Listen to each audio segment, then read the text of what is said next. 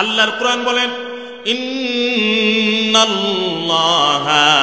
ইউহিব্বুল মুহসিনিন। আল্লাহ রাব্বুল আলামিন বলেন, আমার মুহসিন বান্দা যারা, মুহসিন নরনারী যারা, আমি আল্লাহ রাব্বুল আলামিন তাদেরকে বেশি ভালোবাসি। অতএব মুহসিন যারা, আল্লাহ রাব্বুল আলামিন তাদেরকে অত্যন্ত মহব্বত করেন। আল্লাহ তাদের উপরে রহমত নাজিল করেন, বরকত নাজিল করেন। ফেরেশতাদেরকে ডেকে ডেকে বলেন, আমার ফেরেশতারা, এই বান্দাগুলি হলো মুহসিন, আর এদেরকে আমি বেশি ভালোবাসি। আল্লাহ আমাদের আলোচনা ফেরেশতাদের কাছে করে যে আমি এদেরকে ভালোবাসি। আমি যত কোরআনে কারিমের আয়াত আজকে আপনাদের সম্মুখে তাফসীর করব, প্রত্যেকটা আয়াতে ইন্নাল্লাহা ইউহিব্বু, ইন্নাল্লাহা ইউহিব্বু, আল্লাহ অতি ভালোবাসে, অবশ্যই ভালোবাসে, এই আয়াতগুলি সব কোরআন থেকে আমি আজকে আলোচনা করব, সব কোরআন থেকে। তাহলে এক নম্বর, আল্লাহ মুহসিনদেরকে ভালোবাসে। প্রশ্ন হতে পারে, মুহসিন কারা? মুহসিন কারা? কি করলে পারে মুহসিন হওয়া যায়? কি করলে পারে ভালো হওয়া যায়? আল্লাহ রাব্বুল আলামিন বলেন, মুহসিন হলো তারা 24 ঘন্টা যারা ইবাদতের ভিতরে মগ্ন থাকে, 3.5 হাত বডিটা যারা ইবাদতের ভিতরে চুবুনি দেয় আর সেটাকে ডুবনি দেয়, এবং পানির ভিতরে যেমন আমরা গোসল করে সর্বাঙ্গ আমাদের ভিজে যায়, মুহসিন হলো তারা 24টা ঘন্টার ভিতরে যারা ইবাদতের মধ্যে থাকে, ইবাদতের ভিতরে থাকে। ফজরের নামাজ পড়লাম, নামাজ পড়ে আমি আমার কাজে চলে গেলাম, কৃষক খেতে চলে গেলাম, ব্যবসায়িক ব্যবসার ভিতরে চলে গেলাম, দিনমজুরি আমি আমার জমিনে চলে গেলাম, শিক্ষক তার প্রতিষ্ঠানে চলে গেলাম। আমি মনে মনে করলাম, মনে মনে ভাবলাম, হে আল্লাহ, ফজরের নামাজ পড়ে এসেছি, জোহরের নামাজের আগ পর্যন্ত আমি কোনো গুনাহ করব না, সুদের সঙ্গে যুক্ত হব না, হারামের সঙ্গে যুক্ত হব না, চোখের গুনাহ করব না, আমি কিছু গুনাহ করব না। এরপর জোহরের নামাজ আদায় করলাম। জোহরের নামাজ আদায় করে আমি মনে মনে বললাম, ওগো আল্লাহ, আমি আসর পর্যন্ত কোনো গুনাহ করব না, তুমি আসরের নামাজ জামাতের সঙ্গে আদায় করিও। আসরের নামাজ পড়ার পর আমি মনে মনে বললাম, আল্লাহ, মাগরিবের নামাজ তুমি আমাকে জামাতের সঙ্গে আদায় করায়ও, আমি মাগরিব পর্যন্ত ইচ্ছাকৃত গুনাহ করব না, ঈশা পর্যন্ত কোনো গুনাহ করব না। ঈশার নামাজ পড়ে আমার কোনো কাজ না থাকলে আমি বিছানায় শুয়ে যাব, ফজরের নামাজ পড়ার নিয়ত করে ঘুমাবো, 24 ঘন্টা ইবাদতের ভিতরে গণ্য হয়ে যাবে, ইবাদতের ভিতরে গণ্য হয়ে যাবে।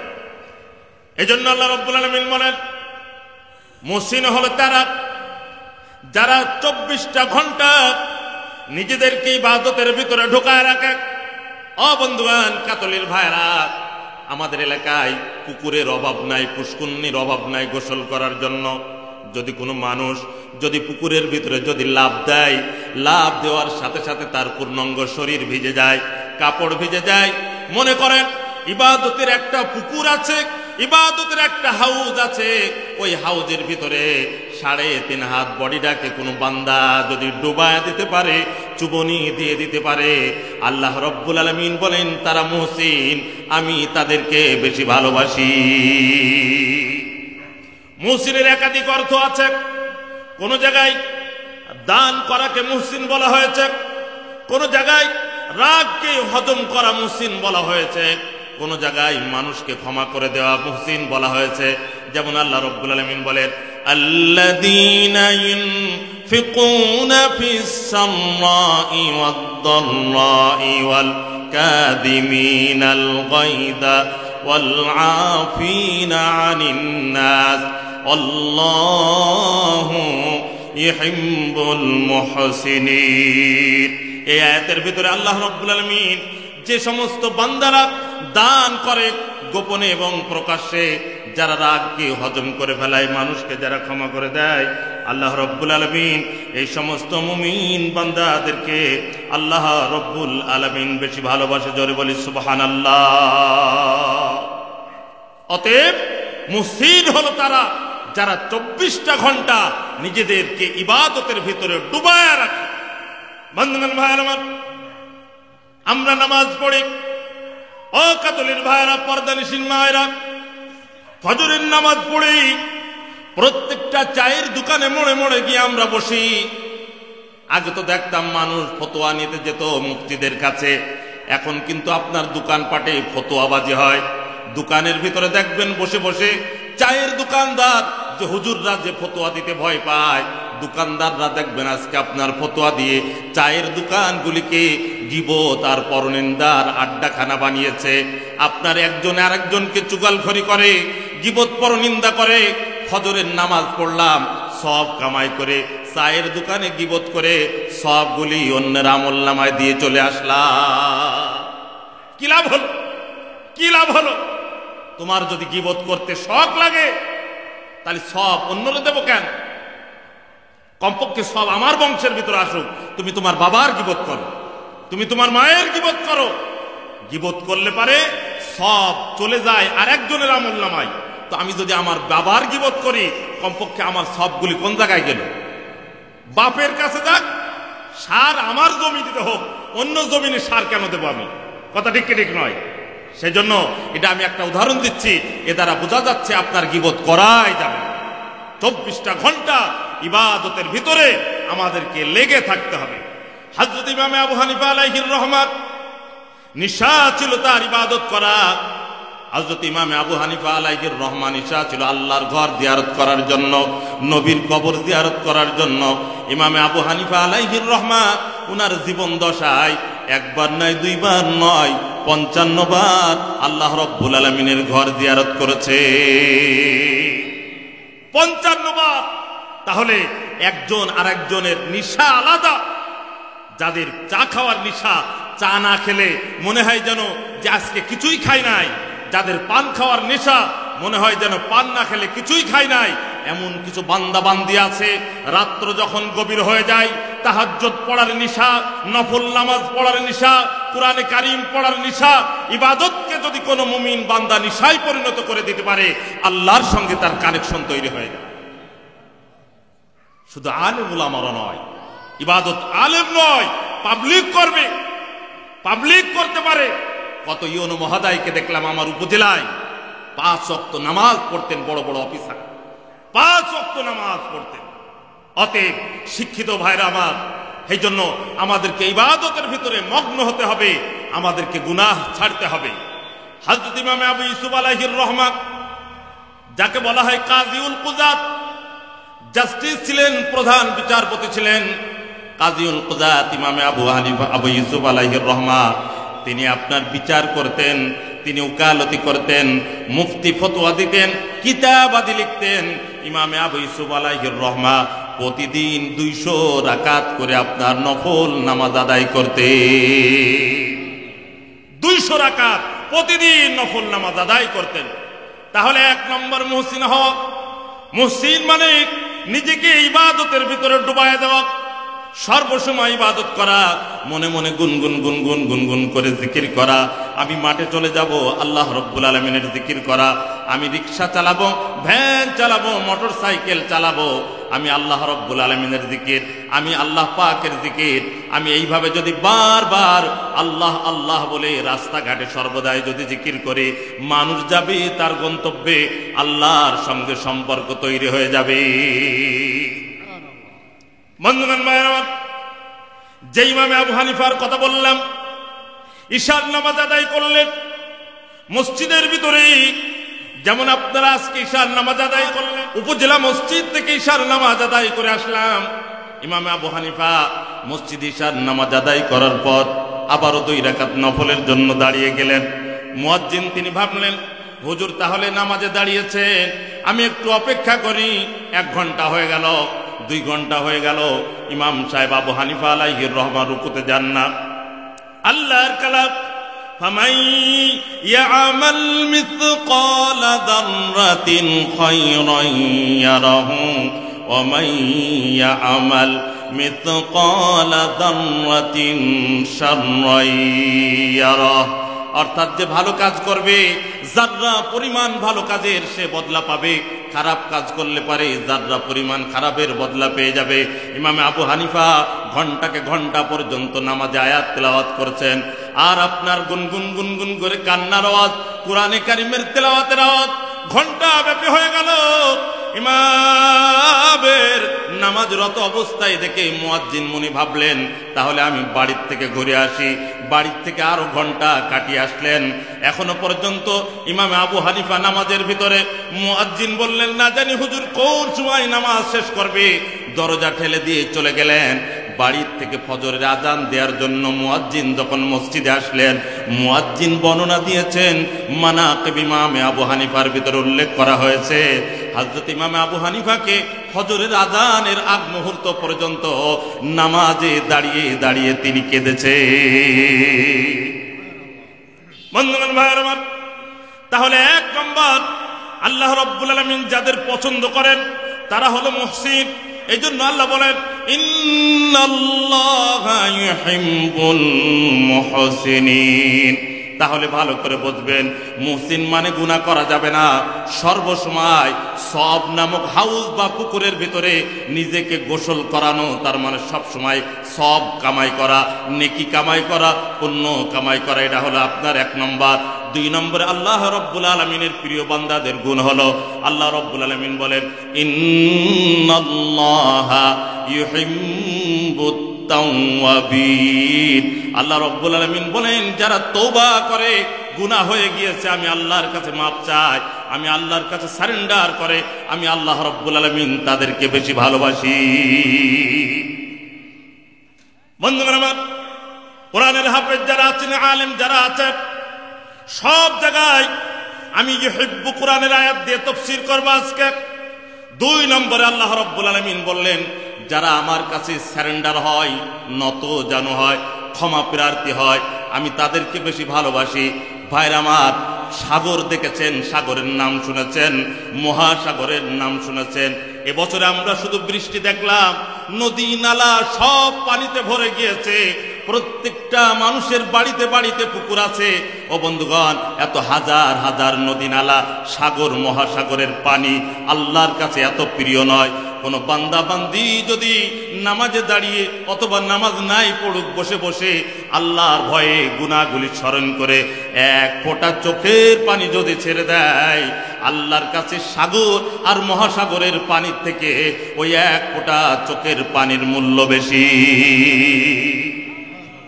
সম্মানিত ভাইরা, কাতলের ভাইরা, শুধু তাই নয়, নবী করিম সাল্লাল্লাহু আলাইহি ওয়াসাল্লাম বলেন যেই চক্ষু আল্লাহর ভয়ে মশার ডানা পরিমাণ যদি পানি ঝরিয়ে দিতে পারে, এই চক্ষু কোনোদিন জাহান্নামে যাবে না। আর চক্ষু যেই শরীরের সঙ্গে যুক্ত, তার মানে শরীরও জাহান্নামে যাবে না। আর ইসলামের জন্য শরীরের রক্তের ফোঁটা যদি জমিনে ইসলামের সংগ্রামের জন্য, কোরআন বিজয়ের জন্য যদি কেউ এক ফোঁটা রক্ত ঝরাতে পারে, এই রক্ত কাল কিয়ামতের ময়দানে আর এই আল্লাহর ভয়ে চোখের পানি কিয়ামতের ময়দানে সুপারিশ করে না জান্নাতে নিয়ে যাবে। অতএব ভুল করেছি সারা জীবন, যুবক বলতে পারো হুজুর অনেক গুনাহ করে ফেলেছি, তোমার জন্য অপশন আছে। আল্লাহর কোরআন বলেন উল্লিয়া ইবাদিয়াল্লাযীনা আসরাফু আলা আনফুসিহিম লা তাকনাতু মিন রাহমাতিল্লাহ।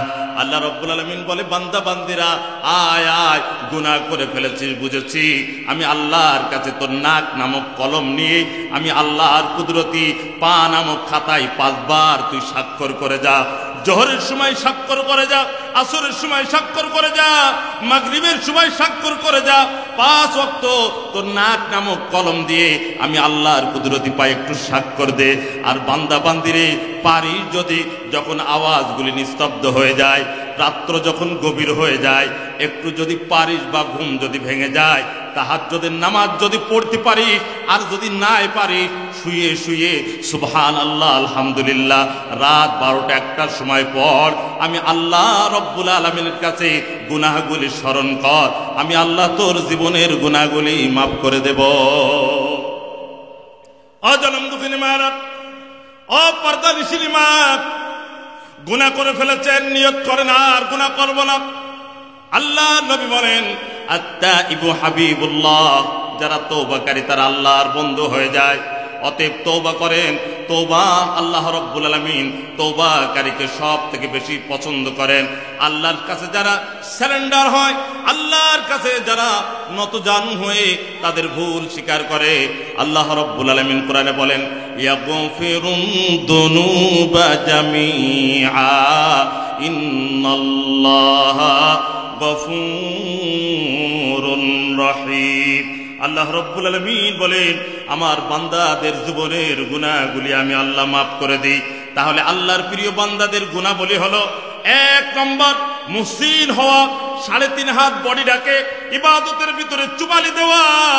2 নম্বর আমাদের যদি কখনো ভুল হয়ে যায় আল্লাহ রাব্বুল আলামিনের বান্দা বান্দিরা আল্লাহ রাব্বুল আলামিনের কাছে ক্ষমা চাওয়া। হকুল্লাহ। তবে যদি হকুল ইবাদ হয়, কাউকে চাকরি দেওয়ার জন্য 50,000 1 লক্ষ টাকা নিয়েছেন, সরকারি টিউবওয়েল দেওয়ার জন্য যেখানে আপনার 10,500 টাকা লাগে, আপনি 3, 10, 30,000 টাকা নিয়ে বসে আছেন, কিন্তু আপনি দেবেন দেবেন করে আজও দেন না। চোখের পানি কেন, রক্ত যদি বাহির হয় চোখ দিয়ে, আল্লাহ রাব্বুল আলামিন ক্ষমা করবে না, ক্ষমা করবে না। তবে একটা পদ্ধতি আছে আমার কাছে, আমি একদিন আমার উপজেলা মসজিদে বলেছিলাম, পদ্ধতিটা বলবো। পদ্ধতিটা হলো, আপনি যার কাছ থেকে টিউবওয়েল দেওয়ার উদ্দেশ্য, চাকরি দেওয়ার উদ্দেশ্য করে টাকা নিয়েছেন, ওরে টার্গেটে রাখবেন যে চাচা আজকে বাড়িতে শোবে কিনা, বাড়িতে ঘুমাবে কিনা। আপনি গোয়েন্দা লাগাবেন, দিয়ে দেখবেন যে বাড়িতে আজকে চাচা থাকবে কিনা। যদি শিওর হন, সীমাখালী অথবা আড়পাড়া বাজারের থেকে ভালো দেখে 2 কেজি চমচম কিনে আসবেন। রাত 12টার সময় আস্তে আস্তে গিয়ে চাচা কোন ঘরে শোয় একটু যাবেন, বলবেন চাচা ভাই ভালো আছেন, আপনি বাড়ি আছেন? চাচা ঘুমের ঘরে বলবে কিরা, বলে আমি অমক। ও কবে কিরে, টিউবওয়েল কি আসলো? না, টিউবওয়েল কি আসলো? 3 বছর আগে টাকা নিয়েছে, আর এর জন্য আমার কত কথা শুনতে হলো। ছেলে চাকরি দেওয়ার জন্য কয়েক লক্ষ টাকা নিয়েছে, তাহলে কি ভাব ভালো? চাচা যখন ওই গরিব মানুষটা যখন আপনার বারান্দায় আসবে, আর আপনি তো নেতা, আপনি টাকা খাইয়ে বসে আছেন, অন্ধকারে গিয়ে মিষ্টির টুপলা সাইডে রেখে ঝড়াম করে 5 চাপে ধরবেন। 5 চাপে ধরে বলবেন ভাই তোর টাকা নিয়েছি আমি টিউবওয়েল দেওয়ার উদ্দেশ্য করে, তুই আমার অবস্থা জানিস, আমি এখন জোন না খাটলে আমার আর ভাত চলে না আমার পেটে, তো তুই তোর পা জড়ায় ধরেছি, হুজুর ওয়াজ করেছে তুই ক্ষমা না করলে আমার ক্ষমা হবে না, এখন তোর পা জড়ায় ধরেছি, তুই আমার ক্ষমা করবি কেন তাই বল, ক্ষমা করবি কিনা তাই বল। ও যদি বলে ভাই নেতা পা ছাড়ে দেন, আমি ক্ষমা করে দিলাম, তবেই আল্লাহ ক্ষমা করবে, তবেই ক্ষমা করবে। তাছাড়া একজনের দোকানের টাকা, পাওনা টাকা আপনি মেরে দেবেন, আল্লাহ রাব্বুল আলামিন কবুল করবে না, কথাটি কি ঠিক নয়? এটা হলো হকুল ইবাদ, বান্দার হক। আল্লাহর হক আলাদা, আর বান্দার হক যদি নষ্ট করে থাকেন তাহলে বান্দার হক দিতে হবে। তাহলে আল্লাহ পাকের হক যদি নষ্ট হয়, আল্লাহর কাছে ক্ষমা চাইলে আল্লাহ রাব্বুল আলামিন ক্ষমা করে দেবেন, আর বান্দার হক নষ্ট হলে পারে বান্দার কাছে ক্ষমা চেতে হবে, তাছাড়া আল্লাহ মাফ করবেন না। জোরে বলি কথাটি কি ঠিক নয়? তাহলে 2 নম্বর আল্লাহর কাছে গুনাহের জন্য তওবা করা, তওবা করা। ভাই দেখেন হযরত ওমর রাদিয়াল্লাহু তাআলা আনহুর জীবনী পড়ে দেখেন, হযরত ওমর রাদিয়াল্লাহু তাআলা আনহু যখন ইসলাম গ্রহণ করেন নাই, যখন অল্প বয়সের ছিলেন, বাবার সঙ্গে উট চড়াতে যাইতেন। উট চড়াতে গিয়ে প্রচন্ড রৌদ্রের ভিতরে উটের পিছনে বসতেন হযরত ওমর রাদিয়াল্লাহু তাআলা আনহু। উটে পায়খানা করে দিত, হযরত ওমর রাদিয়াল্লাহু তাআলা আনহুর মাথা বেয়ে, পিছনের পিঠ বেয়ে একবার ভিজে যেত। হযরত ওমর রাদিয়াল্লাহু তাআলা আনহু যখন মদিনার খলিফা হলেন, তখন যেখানে উট চড়াতেন সেখানে দাঁড়াতেন আর বলতেন আল্লাহ, ওগো আল্লাহ, এই জায়গায় আমি কতবার উট চড়িয়েছি, উটের পায়খানা যে আমার মাথায় কতবার পড়েছে তা আমি গুণে শেষ করতে পারবো না। আর তুমি সেই উমরকে তোমার কাছে সারেন্ডার করার কারণে, তোমার কালিমা পড়ার কারণে এত বড় পৃথিবীর তুমি আমাকে প্রেসিডেন্ট বানিয়েছো। জোরে বলি সুবহান। অতএব আপনি তওবা করে, আমি তওবা করে আল্লাহর কাছে যদি সারেন্ডার হয়, আল্লাহ রাব্বুল আলামিন বলে বান্দা দেখ, ওই যে আমার বান্দা সে কত কি করেছিল, এখন সে আমার কাছে তওবা করে আল্লাহর ওলি হয়ে গিয়েছে। জোরে বলি সুবহান।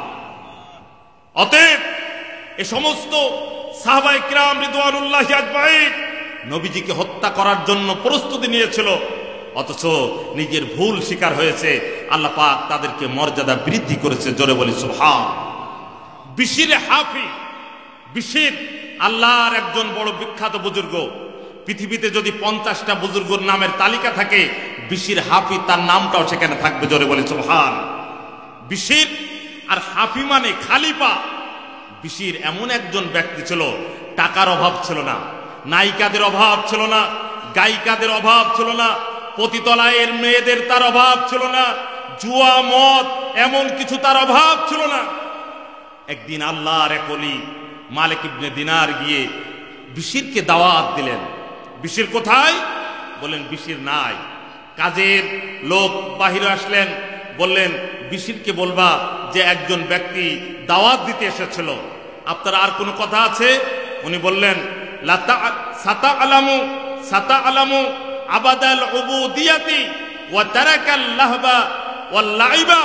উনি বললেন সে আল্লাহর বড় নেককার বান্দায় পরিণত হয়ে যেত, সে যদি খেলতামাশা আর যদি গুনাহ ছেড়ে দিত। এই বলে চলে গেলেন। এরপর বিশির বাড়িতে আসলেন। কাজের লোক বললেন জনাব, এমন একটা লোক আকৃতি এমন আপনাকে খুঁজতে এসেছিল। কোথায়? বলল তাই। কি বলেছে? এই বলেছে। আপনি কি তাকে এখন খুঁজে পাবেন? দৌড় আরম্ভ করলেন, জুতা নিলেন না, খালি পায়ে চলে গেলেন। তখন ওনার নাম পড়ে গেল বিশিরে হাফি, মানে খালিফা। গিয়ে হুজুরকে জড়ায় ধরে বললেন, হুজুর আপনি আমার খোঁজে গিয়েছিলেন। হ্যাঁ আমি খোঁজে গিয়েছিলাম, আমি মালিক ইবনে দিনার। হুজুর আমি অনেক জীবনে ভুল করেছি, আপনি আমাকে ক্ষমা করে দেন। বিশির হাফিকে মালিক ইবনে দিনার আল্লাহর কাছে দোয়া করে দিলেন, সে আল্লাহ রব্বুল আলামিনের নেককার বুজুর্গদের বান্দার তালিকার অন্তর্ভুক্ত হয়। অতএব আল্লাহ নেককার বান্দা হতে হলে পারে নেককার বান্দাদের গুনাবলীর আওতায় আসবে। এজন্য 2 নম্বর আল্লাহ রাব্বুল আলামিন বলেন ইন্নাল্লাহা ইউহিব্বুত তাওয়াবিন ওয়া ইউহিব্বুল। 3 নম্বর আল্লাহ রাব্বুল আলামিন বলেন ইন্নাল্লাহা ইউহিব্বুল মুতাতাহহিরিন। আল্লাহ রাব্বুল আলামিন বলেন যারা পুত পবিত্র যারা থাকে, পাক সাফ যারা থাকে, ও বন্ধুগণ তারাকে আল্লাহ রাব্বুল আলামিন বেশি পছন্দ করে। তার মানে আপনার ওযু করে, সুন্দরভাবে নামাজ করে, সুন্দরভাবে গোসল করে, ইস্তেনজার প্রয়োজন হলে ঢিলা কুলুপ ব্যবহার করে, নাপাক অবস্থায় থাকে না, গোসলের প্রয়োজন হলে গোসল করে। আল্লাহ রাব্বুল আলামিনের যে সকল বান্দা বান্দিগুলি আপনার পুত পবিত্র যারা থাকে, আল্লাহ রাব্বুল আলামিন কুরআনে কারীমের ভিতর বলেন আমি তাদের বেশি ভালোবাসি, বেশি ভালোবাসি। ওযু রাখতে পারলে ওযু রাখা, পাক সাফ পরিষ্কার থাকা। দেখবেন ভাইরা, যদি আপনি আয়রন করা কাপড় গায়ে দেন, নতুন পোশাক যদি আপনি পরিধান করেন, তাহলে আপনার শরীরের ভিতরে আলাদা একটা মনোতৃপ্তি, একটা মজা, একটা ভালো লাগা কিন্তু আপনার লেগে যায়। অনুরূপভাবে যে সমস্ত বান্দারা বান্দিরা যারা নিজেদেরকে সর্বদাই পুত পবিত্র রাখতে পারে, যারা পরিষ্কার পরিচ্ছন্ন থাকে, ওযু অবস্থায় থাকে, পাক অবস্থায় থাকে, আল্লাহ রাব্বুল আলামিন এ সকল বান্দাদেরকে বেশি মহব্বত করে। জোরে বলি সুবহানাল্লাহ। 3 নম্বর তাহলে পুত পবিত্র থাকা, পবিত্র থাকা। ওযু ছুটে গেছে, আমি ওযু করলাম। মাঠে আমি কাজে গিয়েছি, আমার প্রস্রাবের প্রয়োজন হয়েছে, আমি ঢিলা কুলুপ ব্যবহার করলাম, টিস্যু ব্যবহার করলাম। আমি আমাকে নাপাক থাকতে দেব না, নাপাক থাকতে দেব না। সুতরাং পুত পবিত্র মানুষকে বেশি ভালোবাসে, আর যারা নাপাক থাকে আল্লাহর ফেরেশতারা তাদের কাছে আসে না। কথাটি কেটে অতএব পবিত্র থাকার বেশি চেষ্টা করা, দেখবেন একটা মনের আলাদা তৃপ্তি, আলাদা ভালো লাগবে। 4 নম্বর আল্লাহ রাব্বুল আলামিন বলেন ইন্নাল্লাহা ইউহিব্বুস সাবিরিন।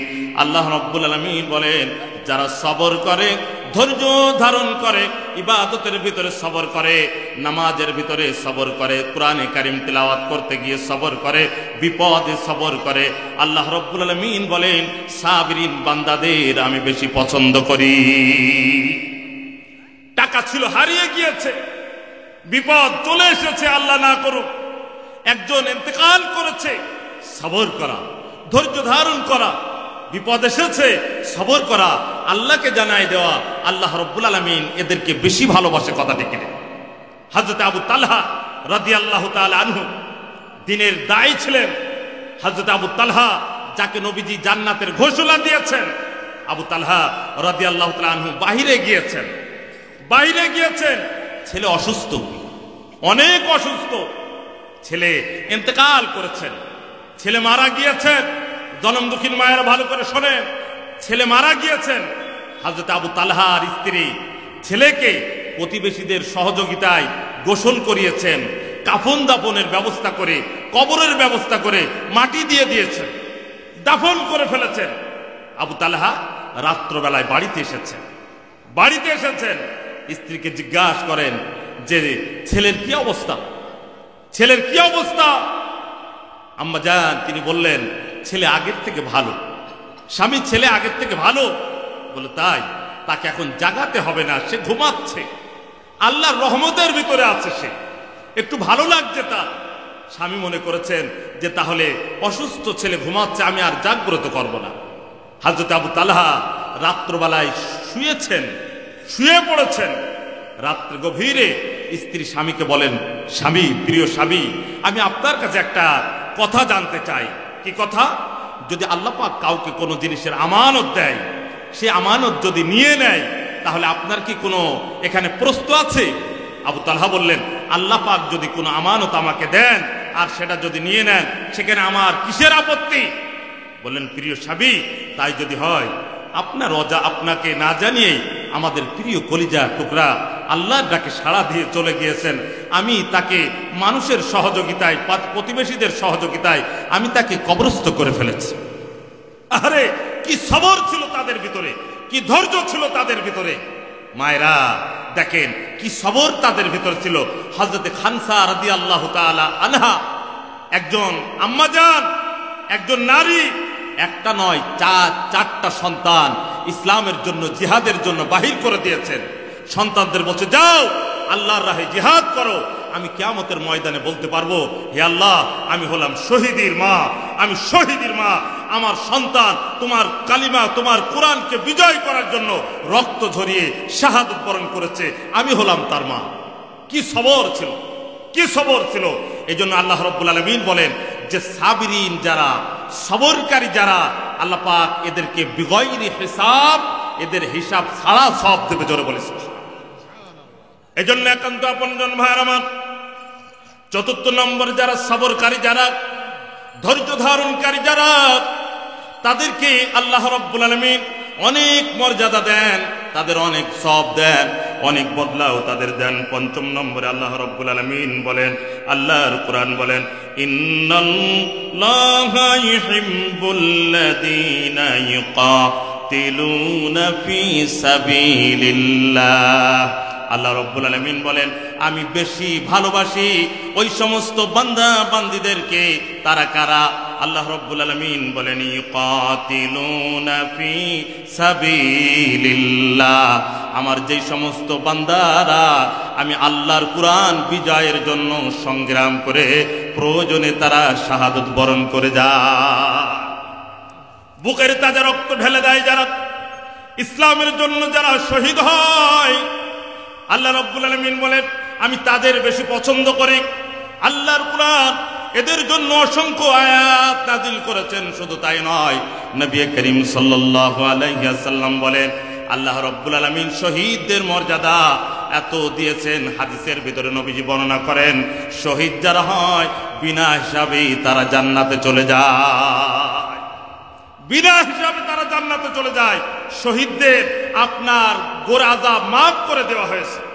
আল্লাহ রাব্বুল আলামিন নবী বলেন, শহীদদেরকে তোমরা রক্ত মাখা কাপড়ে দাফন করে দাও, আলাদা তাদের গোসলের প্রয়োজন নাই। নবী সাল্লাল্লাহু আলাইহি ওয়াসাল্লাম বলেন, শহীদদেরকে রক্ত মাখা জুব্বার ভিতরে তোমরা তাদেরকে কাফন দিয়ে দাও।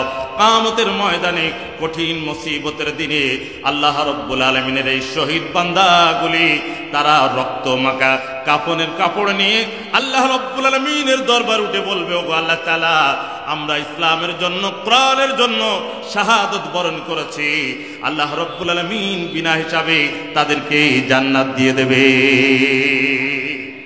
অতএব এদেরকেও বেশি পছন্দ করেন, এদেরকে বেশি ভালোবাসেন। সম্মানিত ভাইরা, সাহাবায়ে কিরামদের ইতিহাস দেখেন।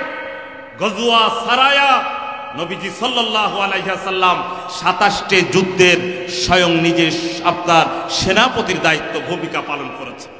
27টা নিজে দায়িত্ব পালন করেছেন নবী স্বয়ং নিজে। অতএব তবেই তো ইসলাম টন টন টন টন করে বাজতো তখন। অথচ আজকে নামধারী মুনাফিক আজকে আপনার মিশে গিয়েছে। মুনাফিক আর মুসলমান একসাথে মিশে গিয়ে মুনাফিকরা ইসলামের যতটা ক্ষতি করে কাফিররাও ততটা ক্ষতি করে না। কথাটা কি দেখো, মুনাফিকরা বেশি ক্ষতি করে। তাহলে সংগ্রাম করা, ইলাহি কালিমাতুল্লাহ, আল্লাহ রাব্বুল আলামিনের দ্বীনকে বুলন্দ করার জন্য, উচ্চ করার জন্য সাহাবায়ে কিরাম রিদওয়ানুল্লাহি আজমাইন ঝাঁপিয়ে পড়তেন। একদিন নবী সাল্লাল্লাহু আলাইহি ওয়াসাল্লাম হাইয়া আলাল জিহাদ, হাইয়া আলাল জিহাদ, অন্যদিন বলেন হাইয়া আলাস সালাহ, হাইয়া আলাস সালাহ, হাইয়া আলাল জিহাদ, হাইয়া আলাল জিহাদ।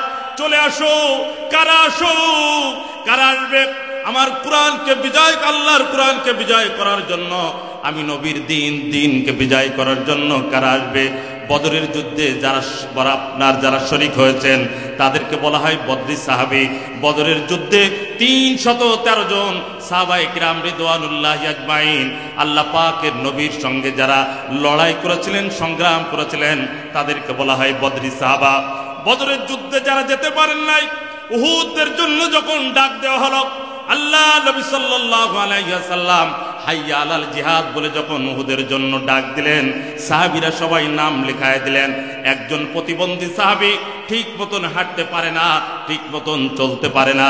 এই আওয়াজ শুনলেন জিহাদের জন্য নবীজি ডাক দিয়েছেন, আপনার ঠিক মতন হাঁটতে পারে না। বুখারী শরীফের ভিতরে তার নাম এসেছে হযরতে আমর ইবনুল জামুহ রাদিয়াল্লাহু তাআলা আনহু। দৌড় আরম্ভ করলেন, বাড়িতে চলে গেলেন, স্ত্রীকে বললেন আমার ব্যাগগুলি গুছিয়ে দাও, দ্রুত আমার কাপড় চোপড় গুছিয়ে দাও। কোথায় যাবে প্রিয় স্বামী? আল্লাহ রাব্বুল আলামিন নবী উহুদের জন্য ডাক দিয়েছেন, আমি আর থাকবো না, দাও দ্রুত আমাকে গুছায় দাও। স্ত্রী বললেন আপনি প্রতিবন্ধী মানুষ, ঠিক মতন হাঁটতে পারেন না, অসুস্থ মানুষ, না তুমি আমার গুছায় দাও। সন্তান শুনলেন, একটা ছেলের নাম হযরতে জাবের রাদিয়াল্লাহু তাআলা আনহু, আর একজন সন্তানের নাম হযরতে খাল্লাদ রাদিয়াল্লাহু তাআলা আনহু। 4 জন সন্তান। সন্তানগুলি সিংহের মতন দৌড়ায়া আব্বাজানকে ঘিরে বললেন, আব্বাজান আপনি অসুস্থ মানুষ, ঠিক মতন হাঁটতে পারেন না, উহুদের ময়দানে আপনাকে যাওয়া লাগবে না, আমরা আপনার তরফ থেকে 4 জন সন্তান উহুদের ময়দানে শরীক হতে চাই। কাতলের বাইরে আবার উহুদ প্রান্তে কোনো মিষ্টি মিঠাই বিতরণ হবে না, কোনো জিলাপি বিতরণ হবে না, বুকের তাজা রক্ত ঢেলে দিতে হবে।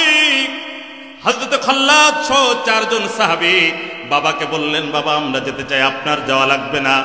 বাবা আমর ইবনুল জামু দৌড়াতে দৌড়াতে নবীজির কাছে চলে গেলেন। সন্তানগুলি দৌড় আরম্ভ করলেন, নবীজির কাছে পৌঁছায় গেলেন। নবীজি বলেন, দৌড়ায় দৌড়ায় কি হয়েছে ও আমর ইবনুল জামু, কি হয়েছে? নবীজির কাছে গিয়ে আদবের সঙ্গে বললেন, ওগো রাসূলুল্লাহ আপনি আমার নামটা লিখে নেন, আমাদের নামগুলি লিখে নেন। আমর ইবনুল জামু নবী সাল্লাল্লাহু আলাইহি ওয়াসাল্লাম শোনা মাত্রই সন্তানরা বললেন, নবীজি আব্বা অসুস্থ মানুষ, ঠিক মতন চলতে পারেন না, হাঁটতে পারেন না, আব্বার নেওয়ার প্রয়োজন নাই, আব্বার পরিবর্তে আমাদের 4 ভাইয়ের নাম লিখে নেন। হযরত আমর ইবনুল জামু নবীজিকে বলেন, রাসূলুল্লাহ বদরের ময়দানে আমি যেতে পারি নাই, আমাকে উহুদের ময়দানে অবশ্যই নেওয়া লাগবে গো নবীজি। আল্লাহর নবী বললেন, তোমার সন্তানরা তোমার তরফ থেকে যেতে চাই, তোমার যার প্রয়োজন নাই। সাহাবী বললেন, নবীজি বিনিময় যদি জান্নাত না হয়ে অন্য কিছু যদি বিনিময় হতো, আমি আমার ছেলেদেরকে অধিকার দিয়ে দিতাম, তাদের উপরে চাপিয়ে দিয়ে আমি বসে থাকতাম। বিনিময় যখন জান্নাত, আমি আর বাড়িতে বসে থাকতে চাই না। আল্লাহর নবী বললেন, ঠিক আছে তোমার নাম লেখা হলো, ও ছেলেরা তোমাদেরও নাম লেখা হলো। আমি সংক্ষেপে বলছি ভাইরা, যুদ্ধের ময়দানে কাতার সোজা করে টং টং টং টং করে যুদ্ধের ময়দানে যখন ঘন্টা বেজে গেল, কাফেরদের তরবারি যখন সাহাবীদের ভিতরে, সাহাবীদের তরবারি যখন কাফেরদের ভিতরে আপনার চলে গেল, একজন নয় দুইজন নয়, উহুদ প্রান্তে 70 জন আদরের সাহাবী তারা শাহাদাত বরণ করেছেন। আল্লাহর নবী আলাইহিস সালাতু ওয়াস সালাম, আল্লাহর নবী সাল্লাল্লাহু আলাইহি সাল্লাম মাথার হেলমেট সেদ করে ভেদ করে আপনার পাতার ভিতরে ঢুকে গেল। রাসূলুল্লাহকে বলা হলো কুতিলা মুহাম্মদ, নবীজিকে পাওয়া যাচ্ছে না, নবীজিকে শহীদ করে দেওয়া হয়েছে, হত্যা করে দেওয়া হয়েছে। সাহাবীদের একবার শক্তি দুর্বল হয়ে গেল। বন্ধুগণ, প্রেক্ষাপট পরিবর্তন হয়ে গেল। 70 জন আদরের সাহাবী দুনিয়া থেকে বিদায় নিল। নবী সাল্লাল্লাহু আলাইহি ওয়াসাল্লাম শুনতে পারলেন ওই যে প্রতিবন্ধী সাহাবী তিনিও দুনিয়া থেকে বিদায় নিয়েছে। আল্লাহর নবী বললেন, আমার সাহাবী কি বিদায় নিয়েছে? বলে, ওগো নবীজি বিদায় নিয়েছে। আল্লাহর নবী বললেন, তাই আমি বারবার নিষেধ করেছিলাম, তারপরও এসেছে। ঠিক আছে, কাফন দাফন এখানে তো সেরকম কিছুই নাই। শহীদ যারা হয়েছে তাদেরকে আলাদা কাপড় দেওয়া লাগবে না, রক্ত মাখা কাপড়ে তাদেরকে দাফন করে দাও। সাহাবীরা বললেন, ওগো রাসূলুল্লাহ, একজন নাই দুইজন নাই 70 জন মানুষ, এতগুলো মানুষের কবর কি করে খনন করব? আল্লাহর নবী বললেন, একজন নয় দুইজন নয় 3 জন করে প্রয়োজনে এক একটা কবরের ভিতরে ঢুকাও। এই আমর ইবনুল জামু এবং তার আপন শালক এবং আর একজন 3 জন মিলে একজন কবরের একটা কবরের ভিতরে রাখা হলো। আল্লাহর নবীর কাছে বললেন, ওগো রাসূলুল্লাহ, কাপড়টা মাথার দিকে টান দিলে পা আগলা হয়ে যায়, আর পার দিকে টান দিলে মাথা আগলা হয়ে যায়। আল্লাহ রাব্বুল আলামিন নবী বললেন, পার দিকে টান দাও, মাথার দিকে টান দাও, আর পায়ের দিকে ওই যে পাহাড়ের ইজকির নামক ঘাট দিয়ে দাও। আল্লাহর কোরআন বলেন, আহাসিবান নাসু আইয়ুতরাকু আইয়াকুলু আমান্না ওয়া হুম লা ইফতানুন। কি মনে করেছো পরীক্ষা হবে? পরীক্ষা হবে। হযরতে আমর ইবনুল জামুকে সরাসরি আল্লাহ জান্নাতে ঢুকায়। ছেলে যাবে, আপনার একটা গাছের কাছে কাঁদতেছেন দাঁড়িয়ে। নবীজি বললেন, জাবের আয় আয়। আল্লাহ পাক আমাকে দেখালেন, তোর আব্বা জান্নাতের ভিতরে দৌড়াদৌড়ি করে জান্নাতের ভিতরে চলে যাচ্ছে। ও জাবের, তোর আব্বার প্রতিবন্ধী নাই, তোর আব্বার আর পায়ে সমস্যা নাই, তোর আব্বার দেখলাম ওই যে পাটার ভিতরে সমস্যা ছিল, ওটা জান্নাতের ভিতরে অটোমেটিক ভালো হয়ে গিয়েছে, ভালো হয়ে গিয়েছে। তাহলে আল্লাহ রাব্বুল আলামিন এদেরকেও পছন্দ করেন, যারা সংগ্রাম করে। আল্লাহ রাব্বুল আলামিন বলেন, আল্লাহ পাক ওই সমস্ত বান্দা বান্দীদেরকে যারা পছন্দ করেন, যারা কোরআনে কারিমের যারা চর্চা করে, কোরআনে কারিম যারা পড়ায়, কোরআনে কারিম যারা শিক্ষা গ্রহণ করে, এই যে দিনের প্রতিষ্ঠান, এই প্রতিষ্ঠানের যারা শিক্ষক মণ্ডলী, যারা ছাত্র যারা এবং এখানকারের যারা সহযোগিতা, যারা আপনার এলাকার মানুষ যারা আছেন, আল্লাহ রব্বুল আলামিন তাদেরকেও বেশি ভালোবাসে এবং আল্লাহ রব্বুল আলামিন তাদেরকে মহব্বত করে। আল্লাহ রব্বুল আলামিন কোরআন বলেন, আল্লাযীনা ইউনফিকুনা ফিস সাররাই ওয়াদ-দাররাই ওয়াল কাযিমিনাল গায়দ। এই আয়াতের ভিতরে যারা আল্লাহর রাহে দ্বীনের প্রতিষ্ঠানের জন্য একটু সহযোগিতার জন্য যারা হাত বাড়ায়, আল্লাহ পাক তাদের পছন্দ করে। জোরে বলি সুবহানাল্লাহ।